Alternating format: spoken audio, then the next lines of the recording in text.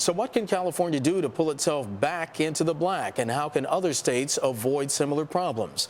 Bill Simon was the Republican nominee for governor in 2002. He lost a closely fought election to the incumbent Gray Davis, the Democrat, who of course was recalled in 2003. Mr. Simon is the CEO of William E. Simon & Sons, a private investment firm. He joins us now from Los Angeles. Mr. Simon, welcome to Bloomberg News. Good to have you with us.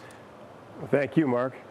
Sir, can you give our viewers a sense of the scope of California's problems? The number on this budget deficit doesn't really tell the whole story, does it? You know, it really doesn't, Mark. It's just like a symptom of an overall illness. And the overall illness is too much spending and too big a government. And until the government shrinks, this illness is not going to go away. Well, how can you shrink the government without cutting back on essential services? You know, there's plenty of things that can be cut to shrink the government.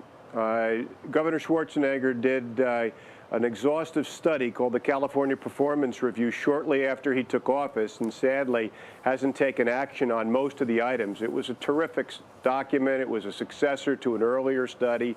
There's plenty of things that can be cut. How would you grade Governor Schwarzenegger on how he's handled this budget crisis so far?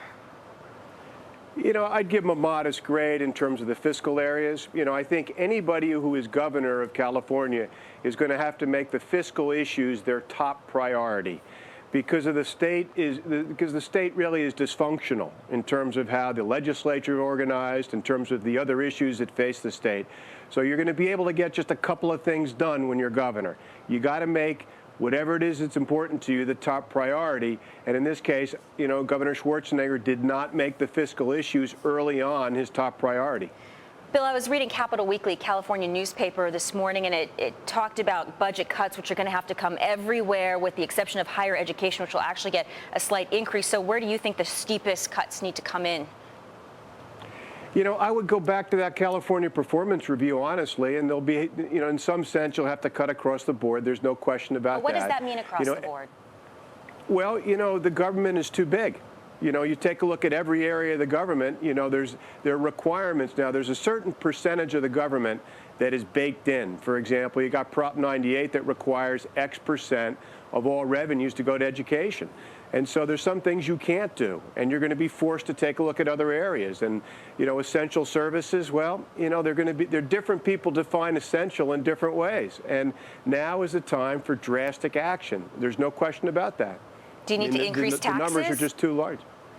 You know, I think you can get by without tax increases. I think right now is about the worst time that you could consider a tax increase, because tax increases over the longer term decrease tax revenues. I mean, that's a matter of fiscal history, and tax cuts increase revenues. So right now, what you should be doing is trying to look at the size of government. And that's why I said right off the bat, you got to make that your top priority. Right. I'm supporting. Okay, sorry. Mr. Simon, we have about 30 seconds before a break, and we're going to ask you to stay with us through the commercial break. But I wanted to ask, any danger of California defaulting? You know, I don't think they'll default. I think at the end of the day, the tough decisions will get made. I don't know if the federal government's going to give California the money that they've requested. Right. But I think just like last year, I do not think they'll default.